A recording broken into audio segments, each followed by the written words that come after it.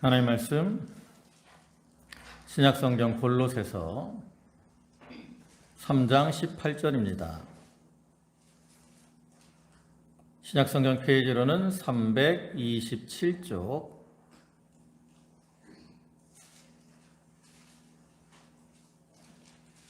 골로새서 3장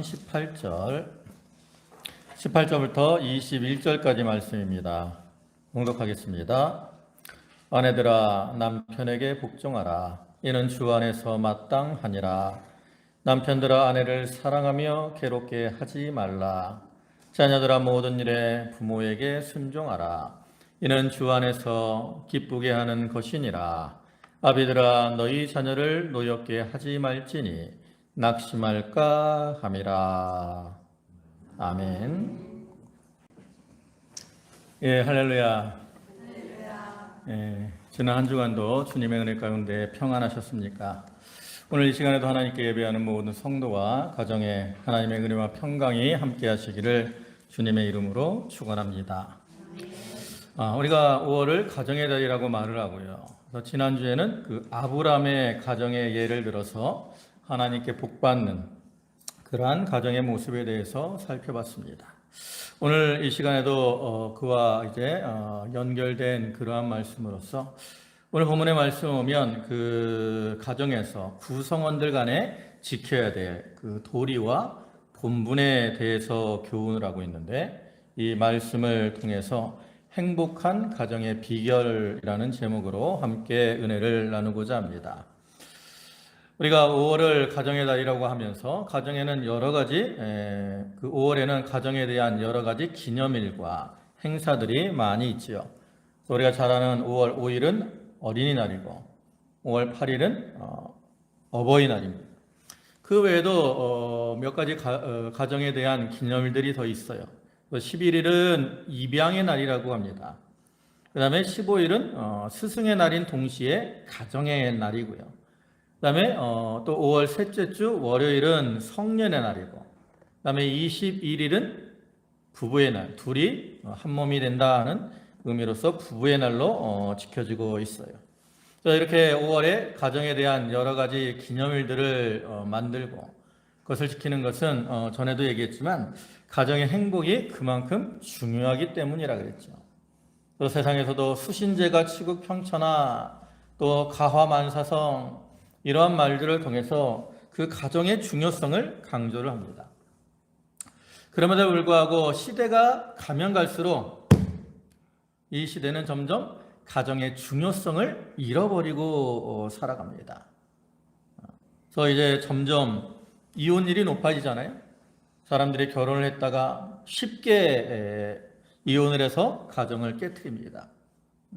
그래서 이렇게 가정이 깨어지면 부부 당사자 간도 또 당사자들도 힘이 들지만 그 가정에 있는 자녀들에게 이제 많은 해가 가죠. 어떤 부모들은 자녀들을 버리기도 하고 또 이제 한부모 가정에서 자라나기도 하고 또 어떤 경우에는 할아버지나 할머니에게 맡겨서 거기서 자라나게 되기도 합니다. 물론 한부모 가정에서나 또 이렇게 할아버지, 할머니를 통해서 자라나도 거기서 행복을 찾을 수 있을 수도 있습니다. 그러나 보통은 이렇게 이 온전한 그 가정에서 자라난 자녀들보다는 행복을 누리지 못하는 이러한 경우가 많을 것이 분명하죠. 그래서 이와 같이 가정이 중요하지만 많은 사람들이 가정의 중요성을 잃어버리고 사는데 이러한 세태 가운데서 우리 성도들은 이 가정의 중요성을 인식하고 가정의 행복을 지켜나가기 위해서 힘을 써야 된다라는 거죠. 세상이 타락을 하고 많은 이 세상의 가정들이 깨어질지라도 우리 기독교인들, 성도들만이라도 이 가정의 제도를 잘 지키고 거기서 행복을 느끼며 살아간다면 이 세상은 행복한 그러한 세상이 될 수가 있기 때문이죠. 여러분, 우리가 바다에 대해서 가끔 얘기하는데 여러분 바닷물의 그 염분의 농도가 어느 정도 되는 줄 아세요? 바닷물의 염분의 농도를 잴 때는 바닷물 1kg에 그 염분의 무게가 어느 정도 되는가 라는 것을 따진다고 그래서 이거는 백분율이 아니라 천분율이라고 합니다. 퍼밀이라는 단어를 쓰는데 보통 인도양이나 뭐 대서양, 태평양 같은 이러한 넓은 대양들은 그 약 33에서 37 정도 퍼밀이라 그러고요. 그 다음에 일반적으로 이제 바다, 해양의 평균의 염분 농도는 35 퍼밀이라고 합니다. 그러니까 1kg의 바닷물이 있으면 그 가운데 소금이 얼마큼 있는 거예요? 35g 있는 거예요. 35g. 그러니까 우리가 생각한 것보다 훨씬 적은 양의 염분이 있다라는 거죠. 근데 이렇게 적은 양의 염분이 있을지라도 그 염분으로 인해서, 소금으로 인해서 바다가 썩는 것이 방지가 된다라는 거죠. 그와 같이 우리 기독교인들이 이 사회 속에서 자기의 가정을 잘 지켜나간다면 우리가 비록 적은 수일지라도 그를 통해서 사회가 유지가 되고 또 가정의 행복이 유지가 될 수 있는 거예요. 우리가 가정의 달인 5월을 보내면서 이러한 가정의 중요성 또 그 가운데서 행복을 누릴 수 있는 비결들을 좀 살펴보고 그와 같이 행함으로 우리 성도들의 가정이 다 행복한 복된 가정이 되시기를 간절히 소망하는 바입니다. 이제 우리가 이렇게 행복한 가정을 이루며 살아가야 되는데 그러면 행복한 가정을 이루기 위해서 필요한 것이 뭘까? 물론 여러 가지가 있습니다. 그 중에 한 가지가 가정의 주인이 누구며 또 주도권을 누가 가지고 사느냐, 주도권을 누구에게 주느냐, 이것이 중요합니다. 여러분의 가정의 주인은 누구십니까? 남편이 가정의 주인이세요? 아니면 아내가 주인입니까?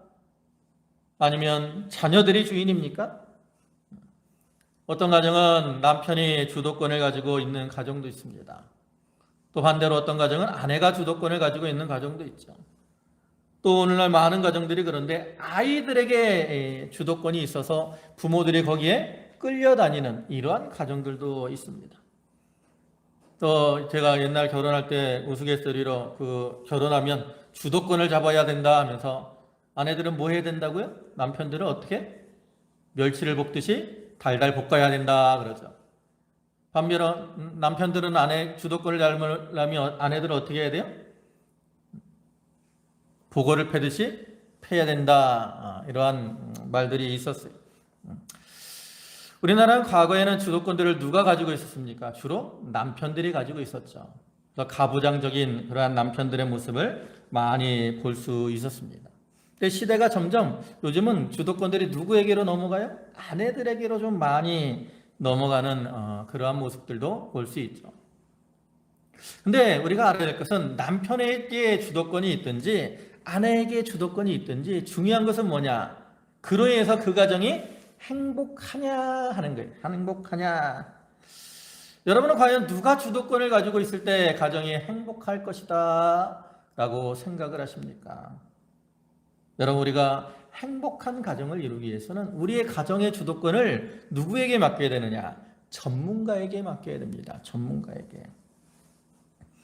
우리가 살아가면서 여러 가지 문제들을 만나게 되면 그 문제를 해결하기 위해서 전문가를 찾죠. 몸에 병이 들면 어떡합니까? 병원에 찾아가서 전문가이긴 의사에게 자기의 몸을 맡기죠. 요즘 이제 뭐 낭만닥터 김사부 시즌 3가 하고 있어서 거기 보면 많은 환자들이 의사들을 찾아가는 모습을 볼 수가 있어요. 또 뭐 자동차가 이렇게 고장이 나게 되면 전문가인 뭐 정비소에 가서 수리를 하죠. 쉬운 거는 뭐 엔진 오일을 갈거나 뭐 라이트를 바꾸는 문제에서부터 더 뭐 복잡한 문제.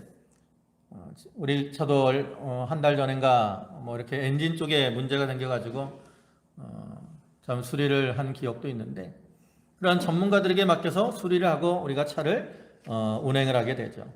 또 집에서도 어떠한 집에 문제가 생기면 그것도 전문가에게 맡겨서 수리를 하고 우리 비세니까 그래도 이렇게 수리를 했잖아요. 또 뭐 가전제품이 고장이 나면 AS 신청을 하고 기사들에게 맡겨서 수리를 하게 됩니다. 이와 같이 우리가 세상의 어떤 문제들을 만났을 때 그 분야의 전문가들에게 상담을 받고 조치를 받음으로 문제가 해결이 되듯이 우리의 가정들도 전문가에게 맡김으로 문제가 생기지 않도록 예방을 하거나 또 문제가 생겼을 때 그 문제를 해결해야 된다라는 거예요. 그러면 이 가정에 있어서 전문가가 누구냐? 우리 가정에 있어서 가장 전문가는 바로 하나님이십니다. 요즘 TV를 보면 오은영 박사라는 여자분이 뭐 이런 어떤 아이들이나 가정 문제에 대한 전문가로서 상담을 많이 하지만 하나님께서 이 가정에 대해서 가장 잘 알고 계신다라는 거죠. 왜냐하면 이 가정의 제도를 만드신 분이 바로 하나님이시기 때문에 그래요. 창세기 2장 18절을 보면 이런 말씀이 있습니다. 여호와 하나님이 이르시되 사람이 혼자 사는 것이 좋지 아니하니 내가 그를 위하여 돕는 배필을 지으리라 하시니라 그랬어요. 그리고 이어서 21절부터 보면 여호와 하나님이 아담을 깊이 잠들게 하시니 잠들매 그가 그 갈빗대 하나를 취하고 살로 대신 채우시고 여호와 하나님이 아담에게서 취하신 그 갈빗대로 여자를 만드시고 그를 아담에게로 이끌어오시니 아담이 이르되 이는 내 뼈 중에 뼈요 살 중에 살이라 이것을 남자에게서 취하였은즉 여자라 부르리라 하니라. 이와 같이 하나님께서 가정의 제도의 필요성을 이렇게 느끼시고 홀로 있는 아담을 위해서 하와를 만드셔서 인도하심으로 가정을 이루게 하신 거예요. 그럼 왜 하나님께서 이제 가정의 제도를 만드셨을까? 그 이유는 이제 여러 가지가 있습니다. 첫째로 몇 가지 살펴보면 첫째로는 본문에 아까 살펴본 말씀처럼 돕는 삶을 서로 도우며 살도록 하시기 위해서 가정을 만드신 겁니다. 앞에서 보신 창세기 2장 18절을 보면 내가 그를 위하여 돕는 배필을 지으리라. 하나님께서 하와를 만드신 것은 아담을 돕는 배필로 만드신 겁니다. 근데 이거는 하와만 아담에게 돕는 배필이 되라고 하신 것이 아니라 아담도 하와에게 있어서 돕는 배필이 되도록 하신 거죠. 하나님께서 아마 천지 만물을 만드실 때 다른 동물들은 다 암수로 만드신 것 같아요. 그래서 그 동물들을 이제 아담에게로 이끄셔서 이름을 짓게 하는데 아담이 혼자서 그 일을 하면서 고군분투를 하고 있다라는 거죠. 그게 하나님 보시기 어때요? 좋아 보이지 않아요. 여러분들도 어떤 일을 할 때 혼자 무슨 일을 할 때와 또 다른 사람이 도와서 함께 일을 할 때 그 일에 어떤 그 힘이 드는 그러한 모습이나 일이 진행되어 나가는 모습이 다르잖아요. 혼자 하는 게 쉽습니까? 여럿이 하는 게 도와주면서 하는 게 쉽습니까? 뭐 어떤 사람이 아예 일을 못하면 혼자 하는 게 편할 수도 있어요. 그러나 보통은 이렇게 도와주는 사람이 있으면 그 일이 좀 더 쉽고 원활하게 진행이 되어 갈 수 있는 거죠. 그래서 우리나라 속담에는 백지장도 맞들면 낫다 이런 말이 있잖아요. 그래서 우리가 인생을 살아가면서 여러 가지 일들을 만나게 되고 그 가운데서 많은 수고를 하게 되는데 우리는 연약하고 부족하기 때문에 그 일이 너무나 힘이 들다라는 거죠. 그래서 하나님은 이 가정 안에서 이렇게 서로 도우며 도와줌으로 그 짐을 좀 내려놓고 행복한 삶을 살아가도록 하시기 위해서 가정을 이루게 하신 거예요. 근데 사람들은 이렇게 가정에서 서로 짐을 이렇게 나눠주고 도우며 살아야 되는데 일반적으로 사람들은 무엇만 생각하느냐? 내가 힘들고 괴로운 것만을 생각을 해요. 가정을 이루면 아내에게 시달리고 자녀들 때문에 힘들고 그러니까 어떻게 해요? 혼자 살아. 결혼하지 않습니다. 혼자 살아요. 또 가정을 이루었다가도 아내 때문에 힘들어, 남편 때문에 힘들어. 그러니까 뭐예요? 이혼하는 거예요. 하나님이 가정을 주신 그 목적, 의미를 바로 알지 못하기 때문에 그러한 괴로움을 느끼며 살아간다라는 거죠. 그다음 두 번째로 하나님이 이 가정의 제도를 내신 이유는 뭐냐면 생육하고 번성하도록 하시기 위함입니다. 하나님이 처음에 다른 동물들도 마찬가지지만 인간을 창조하셨을 때 그들에게 복을 주셨죠. 생육하고 번성해라. 창세기 1장 27절과 28절 보면 하나님이 자기 형상 곧 하나님의 형상대로 사람을 창조하시되 남자와 여자를 창조하시고 하나님이 그들에게 복을 주시며 하나님이 그들에게 이르시되 생육하고 번성하여 땅에 충만하라. 땅을 정복하라. 바다의 물고기와 하늘의 새와 땅에 움직이는 모든 생물을 다스리라 하시니라. 이렇게 생육하고 번성하도록 하시기 위해서 하나님이 번성하라는 축복을 주셨는데, 이렇게 생육하고 번성하려면 뭐가 필요하냐? 바로 가정이라는 제도가 필요합니다. 만약에 가정이 없이 생육하고 번성한다면 그 사회는 어떤 사회가 되겠습니까? 곤란하고 성적으로 지극히 문란한 그런 사회가 될 수밖에 없죠. 자기가 좋아하는 사람과 동침하고 음란방탕해가고 그를 통해서 자녀를 낳는 그러한 사회, 이거는 마치 무슨 사회와 같아요? 짐승의 사회와 같죠. 여러분, 동물의 사회를 보세요. 동물들도 암컷과 수컷이 1대1로 이렇게 이제 가정을 이루는 그러한 짐승들도 있지만, 많은 가정들은 어때요? 그 많은 동물들의 모습은 강한 수컷이 여러 암컷들을 지배하거나 또 서로 간의 교배를 통해서 자녀를 낳게 되죠. 새끼를 낳는 거예요. 그러한 자녀들이 과연 경건하고 거룩한 그러한 자녀라고 할 수 있느냐? 하나님이 우리에게 원하시는 것은, 우리 인간들에게 원하시는 것은 경건한 자녀를 통해서 번성하는 것을 원하십니다. 말라기 2장 15절을 보면 그에게는 영이 충만하였으나 오직 하나를 만들지 아니하셨느냐? 어찌하여 하나만 만드셨느냐? 이는 경건한 자손을 얻고자 하심이라. 그러므로 내 심령을 삼가 지켜 어려서부터 맞이한 아내에게 거짓을 행하지 말지니라. 자, 여기 오면 뭐라 그랬어요? 그에게는 영이 충만하였으나, 여기 영이 충만하다. 옛날 그 개역성경에서는 하나님은 영이 유여하실지라도 그랬어요. 그러니까 하나님이 이 많은 사람들을 만들 수 있다라는 거죠. 그런데 아담에게 하나님이 돕는 배필로 누구만 만들어 주셨어요? 하와 하나만. 하나님께서 아담에게 하와 하나만을 만들어 주신 이유는 뭐예요? 그를 통해서 경건한 자녀를 얻도록 하시기 위함이라는 거죠. 그래서 오늘날에도 우리가 이 가정에서 정당한 혼인 관계를 통해서 가정을 이루고 그를 통해서 경건한 자녀를 낳아서 번성을 이루어 나가야 돼요. 그것이 하나님이 가정의 제도를 내신 또 하나의 목적입니다. 그 다음에 세 번째 하나님이 가정의 제도를 내신 목적은 뭐냐면, 우리 인간들로 하여금 하나님의 사랑을 깨닫도록 하시기 위함입니다. 여러분, 하나님께서는 우리를 사랑하시기 때문에 천지 만물을 창조하셨고 그 가운데서 우리 인간들이 살아가게 하셨으며, 또 우리에 대한 구원 계획을 계획하시고 구원을 계획하시고 그것을 이루어 나가셨습니다.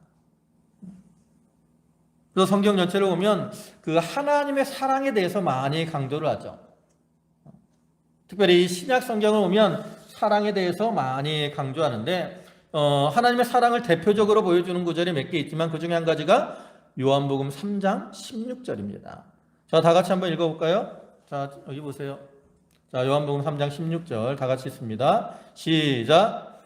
하나님이 세상을 이처럼 사랑하사 독생자를 주셨으니 이는 그를 믿는 자마다 멸망하지 않고 영생을 얻게 하려 하심이라.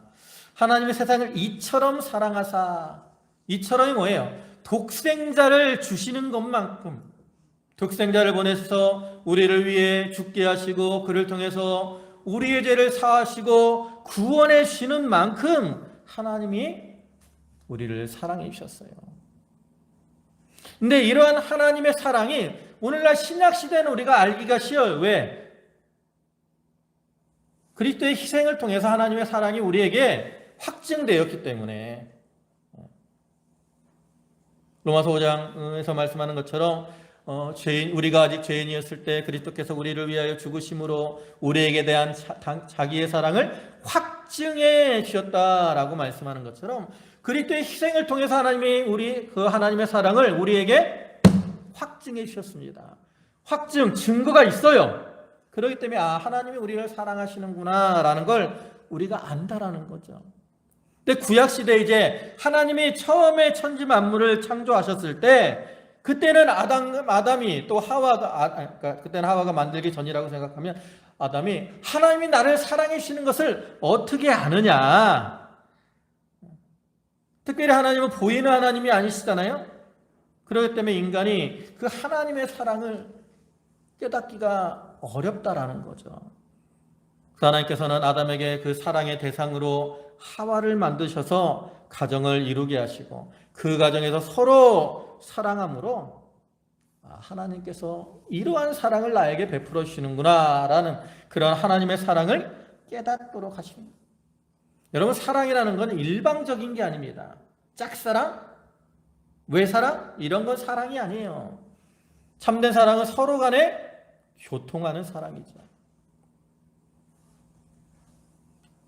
우리가 이 어떤 일방적인 사랑은 자기도 괴로울 뿐만 아니라 다른 사람에게도 괴로움을 주는 경우가 많이 있습니다. 어떤 사람은 짝사랑하다가 그 사람이 나를 사랑하지 않으니까 미워하게 되고 나중에 해를 끼치는 이러한 모습도 우리가 볼 수 있죠. 성경에도 그런 모습이 나타납니다. 바로 다윗의 가정에 일어난 그 암논과 다말의 사건이죠. 사무엘하 13장에 보면 그러한 모습이 나오는데 다윗의 아들인 암논이 그 이복 동생인 다말을 사랑합니다. 그 모습이 이제 사무엘하 13장 1절부터 보면 나와요. 그 후에 이 일이 있으니라. 다윗의 아들 압살롬에게 아름다운 누이가 있으니 이름은 다말이라. 다윗의 다른 아들 암논이 그를 사랑하나. 그리고 뭐라게 그의 누이 다말 때문에 우라로 말미암아 병이 되니라. 암논이 다말을 사랑하다 병이 났어요. 근데 거기서 그친 게 아니라고. 암논은 어떻게 하든지 자기의 사랑을 충족시키려고 계획을 짜죠. 근데 옆에 있던 그 요나답이라고 하는 그 나쁜 친구가 이제 이 암논에게 계책을 알려준다. 네가 병든 채 가고 누워 있다가 너희 아버지가 병문안을 오면 누이 다말에게 음식을 만들어서 나에게 먹게 해주십시오라고 요청을 해라. 그래서 이 암논이 그대로 다윗에게 요구를 한다고. 그리고 이제 이 다말이 그 과자를 만들어 왔을 때 다른 사람들을 다 내보내고 이제 다말에게 동침하자고 요구하죠. 근데 이 다말이 거절한다. 그러니까 어떻게 해요? 강간한다고. 강제로 다말을 취하죠. 근데 문제는 뭐냐? 그 뒤에가 문제예요. 강제로 취하고 나서 이제 어떻게 돼요? 미워하는 마음이 커졌다라는 거죠. 그래서 이 암논이 다말을 미워하고 내쫓습니다. 그래서 그 과정에 이제 분란이 일어나죠. 그래서 이제 압살롬이 암논을 죽이게 되고 또 압살롬이 다윗을 반역하는 이러한 일들까지도 이렇게 진행이 되는데 이와 같이 일방적인 사랑은 자기도 괴로울 뿐만 아니라 다른 사람에게도 고통을 주는 경우가 많이 있어요. 요즘 우리가 뉴스 보면 스토킹 그러한 사건들 많이 나오잖아요. 그 스토킹을 하는 사람들은 자기가 그 사람을 뭐 한다라고 생각을 해요? 사랑한다라고 생각을 하는 거예요. 내가 사랑하는 사람이 다른 사람과 친하게 지내고 연애하고 이걸 못 보는 거죠. 그래서 어떻게 해요? 죽이고 폭력을 휘두르고. 그건 참된 사랑이 아니란 거예요. 하나님은 우리가 이러한 어떠한 하나님의 일방적인 사랑이 아니라 서로 교통하는 그러한 사랑을 깨닫도록 하시기 위해서 가정의 제도를 내시고 그 가운데서 사랑으로 행함으로 이제 하나님의 사랑을 깨닫고 우리가 하나님이 원하시는 하나님을 사랑하는 그러한 모습으로 살아가도록 하신 거죠. 하나님이 이러한 선한 목적을 가지고 가정의 제도를 만드셨기 때문에 우리가 그러한 하나님을 가정의 주인으로 모시고 살 때 우리는 그 가정에서 참된 행복과 기쁨을 누리며 살아갈 수가 있는 겁니다. 우리는 이 하나님을 가정의 주인으로 삼고 이제 하나님의 뜻에 따라 살아가야 돼요. 그럼 이제 우리가 하나님의 뜻대로 살아가는 건 어떤 것인가? 그것도 뭐 여러 가지가 있을 수 있는데 오늘 본문에서는 그 가정에서 가족 구성원들이 각자의 어떤 본분과 도리를 지키며 살아야 될 것을 교훈합니다. 우리가 세상에 많은 기계들이 있어요. 여기 이제 반주기가 있고 이 노트북이 있는데 여기 보면 이게 뭐 겉으로 볼 때는 하나 같지만 이 안에 얼마나 많은 부품들이 있습니까? 기판 하나만 봐도 뭐 칩들이 엄청 많고 또 거기에 메인 CPU 있고 메모리 있고 뭐 그다음에 화면 보이는 이 VJ 카드도 있고 또 이제 뜨겁지 말라고 이렇게 바람 내는 이 방열판도 있고 여러 가지 부품들이 있어요. 뭐 위에는 키보드도 있고. 네, 이러한 기계들 중에 많은 부속품들이 있는데 그 부품들이 자기의 위치에서 자기의 역할을 잘하면 그 기계는 정상적으로 잘 동작을 합니다. 그런데 하나의 부품이 망가지거나 위치를 떠나거나 또 자기 역할을 못하게 되면 그 기계는 어떻게 돼요? 뭐 동작을 하더라도 정상적으로 동작을 하지 못하는 경우가 많이 있게 되죠. 그와 같이 가정에서도 부부간에 남편과 아내 또 부모, 자식 이러한 위치들이 있는데 각자의 그 위치, 본분에 따라서 주어진 그러한 도리와 본분을 잘 지켜나가야 된다라는 거예요. 그러면 이제 가족 구성원들이 지켜야 될 본분은 뭘까? 오늘 본문에서 이제 몇 가지로 얘기를 하죠. 그래서 첫째로는 부부간의 도리와 본분이 있습니다. 거기 보면 18절 19절 오면 아내들아 남편에게 복종하라. 이는 주 안에서 마땅하니라. 남편들아 아내를 사랑하며 괴롭게 하지 말라. 여기서는 먼저 부부간의 도리와 본분에 대해서 말을 하죠. 그래서 이걸 다시 구분하면 먼저 아내에게 주신 이러한 도리와 본분이 있죠. 그래서 아내에게 원하는 건 뭐예요? 남편에게 복종하라 그랬습니다.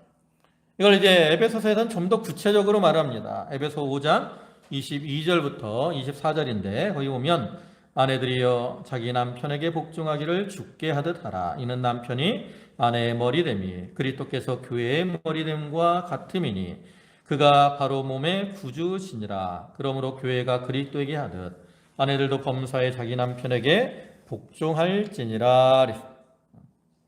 아내에게 이제 남편에게 복종하라 했는데 여기가 알아야 될 것은 여기서 복종이라는 이 말이 어떤 인격적인 그러한 복종을 의미하는 것이 아니라는 거죠. 어떤 사람들은 이러한 말씀을 오용해서 아내들은 무조건 남편에게 복종해야 된다 이런 말들을 하는데 하나님이 원하시는 것은 그러한 인격적인 복종을 의미하는 게 아니에요. 이거는 말씀에 대한 그러한 복종을 의미하는 것이고요. 또 복종을 하더라도 마지못해 불평불만으로 하는 게 아니라 기쁨으로 사랑을 근거로 한 복종을 의미하는 거죠. 이런 말을 하면 요즘은 여성 인권이 많이 이제 신장된 시대이기 때문에 시대착오적인 그러한 이제 말이라고 무시하기도 하지만 우리가 성경의 원리를 보면 창조의 원리나 범죄의 원리를 따라서 질서를 따라 아내가 남편에게 복종할 것을 교훈하죠. 그래서 가정에서 이 아내나 남편이 인격적으로는 아주 동등합니다. 그러나 질서면에 있어서 이 아내가 남편에게 복종하는 것이 하나님의 뜻인 줄 알고 좀 하나님 말씀에 어긋나는 것이 아니면 남편의 말을 참 잘 들어주고 존중해 줘야 돼요. 그러면 남편이 잘나서 존중하는 거 아닙니다. 요즘 세상 공부 많이 하고 똑똑한 여자들은 남편이 자기보다 못하다고 무시하는 경우가 많아요. 근데 전에도 제가 한번 얘기했지만 남편이 무시를 당하면 자기도 무시에 천해지는 거예요. 남편이 왕이 되면 아내는 저절로 뭐가 돼요? 왕비가 되는 거예요. 근데 자기가 남편을 왕처럼 높이지 않고 거지처럼 무시하면 자기도 결국 뭐가 되는 거예요? 거지의 아내가 되는 거예요. 그 남편을 존중하지 않고 무시하는 사람은 자기를 어떻게 만드는 거예요? 스스로 낮추는 거라는 거죠. 우리가 지난주에 사라가 아브라함을 주라 칭하고 순복함으로 그 가정이 하나님의 축복을 받았다고 했는데 오늘날에 우리가 참 남편이 부족하고 모자란 것이 많을지라도 이렇게 사랑하며 또 존경하며 잘 순복할 때 하나님이 그 가정을 축복해 주시는 겁니다. 그 다음에 이제 남편의 도리가 있죠. 아내에 대한 남편의 도리는 뭡니까? 거기 19절 보면 남편들아 아내를 사랑하며 괴롭게 하지 말라 그랬어요. 남편은 아내를 사랑하는 겁니다. 보통은 힘은 누가 강해요? 남자들이 강하죠. 그래서 그 힘으로 아내를 괴롭게 하기가 쉽지만 아내를 육신적으로도 괴롭게 하지 말아야 되고 또 마음으로도 괴롭게 하지 말아야 됩니다. 특별히 성경에서는 이 남편이 아내를 괴롭게 하는 것은 자기를 괴롭게 하는 것이다 라고 말을 하죠. 왜? 아내와 남편은 한 몸이기 때문에 그렇습니다. 창세기 2장 24절에서도 부모가 남자가 부모를 떠나 그 아내와 합하여 둘이 한 몸을 이룰지로다 그랬어요. 또 마태복음 19장 5절에서도 말씀하시기를 그러므로 사람이 그 부모를 떠나서 아내에게 합하여 그들이 한 몸이 될지니라 하신 것을 읽지 못하였느냐. 그런즉 이제 둘이 아니요 한 몸이니. 부부는 한 몸이 일심동체라 그러잖아요. 내가 내 몸을 찌르면 누가 괴롭습니까? 내가 괴로운 거예요. 내가 아내를 괴롭게 하면 그것이 결국 자기에게 괴로움이 되는 줄 알아야 됩니다. 그래서 에베소서에는 이 남편이 아내에 대한 사랑을 좀 더 구체적으로 말을 하죠. 그래서 에베소 5장 25절 보면 남편들아 아내 사랑하기를 그리스도께서 교회를 사랑하시고 그 교회를 위하여 자신을 주신 같이 하라 그랬어요. 주님이 교회를 사랑하시고 자신을 주신 것처럼 여러분의 주님의 사랑은 어떤 사랑입니까? 높고 높은 하늘 보좌를 내어놓으시고 종의 형체를 입으신 그러한 사랑이고 또 죄인된 우리를 위해서 조롱과 멸시를 참으시고 고난을 받으신 사랑이고 또 마침내는 자기를 희생하시고 십자가에서 죽으심으로 죄와 사망에서 우리를 건져주신 그러한 사랑입니다. 그래서 이러한 주님의 사랑으로 남편들은 아내를 사랑하라는 거죠. 자기의 것을 좀 희생해야 됩니다. 세상의 물질 이런 것들을 희생해야 돼요. 또 심지어는 생명까지도 희생하며 아내를 사랑하라는 거죠. 그 세계의 사랑이라고 하는 윈저공과 그 심슨 부인의 사랑도 그렇잖아요. 그 윈저공은 그 심슨 부인을 사랑하기 때문에 자기 왕위를 내어놓고 나간 거라고. 그래서 그 사랑을 세계의 사랑이라고 말을 하잖아요. 그러한 사랑으로 좀 남편들은 아내를 사랑해야 돼. 우리가 착각을 하는 게 있어요. 이 남자들이 착각을 집에 있는 아내는 자기를 자꾸 바가지를 그니까 힘들어. 근데 밖에 가면 술집 여자들은 애교만 부려. 그러니까 누굴 좋아해요? 술집 여자를 좋아해. 근데 술집 여자들이 남자에게 잘하는 이유는 뭐예요? 돈 때문이죠. 돈 때문. 돈 받으려고 하는 거지 그 남자를 사랑해서 한 게 아니에요. 우리가 착각에 빠지면 안 된다고. 근데 이 남자들이 저도 남자지만 멍청해가지고 그러한 착각에 빠질 때가 많이 있습니다. 이 조강지처가 귀한 거예요. 그 다음에 또 이제 부모와 자식 간의 도리가 있습니다. 보면 20절, 21절입니다. 자녀들아 모든 일에 부모에게 순종하라. 이는 주 안에서 기쁘게 하는 것이니라. 아내들아, 아비들아, 너희 자녀를 노엽게 하지 말지니 낙심할까 함이라. 여기 이제 자녀의 도리와 부모의 도리가 있는데 자녀의 도리는 뭐예요? 부모에게 순종하라는 거죠. 순종. 거기 에베소 6장에서는 좀 더 구체적으로 하는데 거기 오면 주 안에서 너희 부모에게 순종하라 그랬고요. 또 그 다음에 내 아버지와 어머니를 공경하라. 여기 순종과 공경에 대해서 말을 합니다. 여러분, 그래서 순종은 뭐예요? 주 안에서 순종이에요. 공경은 무조건 공경입니다. 그러니까 자녀들이 부모를 공경하는 것은 이유가 없어요. 무조건 내 부모가 잘났든 못났든 무조건 공경하는 거예요. 나를 낳아주시고 길러주신 그 부모, 그런 부모를 무조건적으로 공경하라는 거예요. 그래서 우리가 부모를 공경하는 것은 여러 가지가 있습니다. 네, 몇 가지 보면 첫째로는 부모에게 복음을 전하는 거예요. 사랑하는 부모님, 공경하는 부모님이 지옥 가면 안 되니까. 그 다음에 부모의 마음을 편하게 해드려야 돼요. 자기가 막 부모를 위한다고 하면서 자기 마음대로 하는데 부모의 마음이 불편하면 그건 부모를 위하는 게 아니라는 거예요. 공경하는 게 아니에요. 그 다음에 또 음식이나 의복이나 이런 것들이 부족함이 없도록 해드리는 거, 이런 것들이 부모 공경이죠. 근데 중요한 건 보면 이거를 이렇게 하면 뭐라 그래요? 이거를 약속 있는 첫 계명이다 그래요. 이렇게 하면 하나님이 복을 준다라고 약속했어요. 어디서? 십계명에서. 출애굽기 10장 12절 보면 내 부모를 공경하라. 그리하면 내 하나님 여호와가 내게 준 땅에서 내 생명이 길리라. 여러분 10계명 중에 네가 이렇게 하면 하나님 복을 준다라고 하신 다른 계명이 있어요? 하나도 없어요. 근데 이 부모에 대한 계명에서는 하나님이 네가 부모를 공경하라. 그리하면 내가 너에게 복을 주겠다. 하나님이 약속을 하셨다. 그만큼 부모 공경이 중요한 거예요. 그래서 이 바울은 아까 에베소서에서 약속 있는 첫 계명이다 라고 말을 하는 거죠. 여러분 우리가 이 세상에서 복받는 비결 중에 하나가 바로 부모를 공경하는 겁니다. 자녀들이. 그 다음에 이제 자녀에 대한 부모의 도리가 있는데 그건 뭡니까? 자녀를 노엽게 하지 말라 그랬죠. 본문 21절 다시 보면 아비들아 너희 자녀를 노엽게 하지 말지니. 그래서 자녀를 노엽게 한다라는 건 뭐예요? 부모가 막 자기 마음대로 자녀를 좌지우지하고 또 책망을 할 때 막 혈기가 나서 감정을 조절 못하고 이렇게 하는 거. 이것들이 자녀를 노엽게 하는 거죠. 성경의 원리는 자녀가 잘못하면 책망을 하라는 겁니다. 근데 책망을 하되 혈기를 따라하지 말고 사랑으로 해야 된다는 거죠. 그래서 에베소서에 뭐라고 말씀해요? 에베소 6장 4절에 아비들아 너희 자녀를 노엽게 하지 말고 오직 주의 교훈과 훈계로 양육하라. 누구의 교훈이요? 주의 교훈과 훈계. 여러분 주님의 교훈과 훈계가 뭐예요?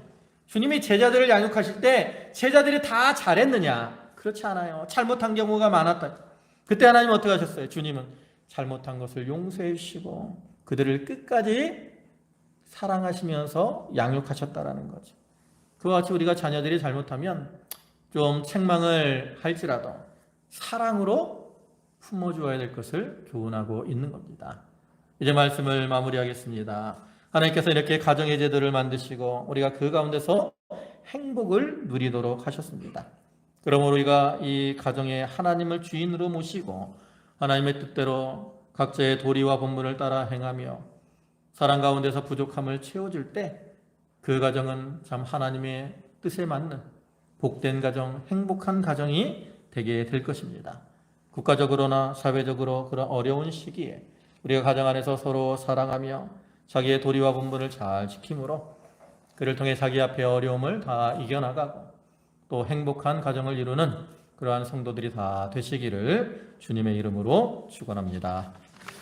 아멘. 기도하시겠습니다.